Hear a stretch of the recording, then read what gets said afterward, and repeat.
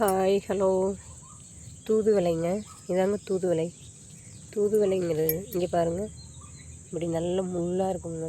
முள் செடி அதே முள்ளாக இருக்கும். இலையிலையும் முள் இருக்கும் பாருங்கள், இலையிலையும் முள் இருக்கும். இந்த மாதிரி பூ பூக்கும், இந்த மாதிரி தான் இருக்கும். முள் இருக்குது பார்த்தீங்களா, இதுதான் தூதுவளை. இது சளி தொந்தரவுக்கு நல்ல ஒரு அருமருந்துங்க. இது இலையை நல்லா எடுத்துட்டு கழுவிட்டு இதில் 4 மிளகு பூண்டு எல்லாத்தையும் சேர்த்து உரலில் வச்சு நச்சுட்டு அப்படியே கஷாயம் மாதிரி வச்சு குடித்தோம் அப்படின்னா ரெகுலராக 7 நாள் இந்த மாதிரி எடுத்துக்கிட்டோன்னா சளி தொந்தரவு, மூக்கடைப்பு, நெஞ்சு சளி, இது எல்லாத்துக்குமே ஒரு நிவாரண மருந்துங்க. நல்ல ஒரு மருந்து பாருங்கள். இதெல்லாம் அப்போலேருந்து அந்த காலத்துலேருந்து இந்த மருந்தெல்லாம் நல்லா கிடைக்குதுங்க. நல்ல மருந்து.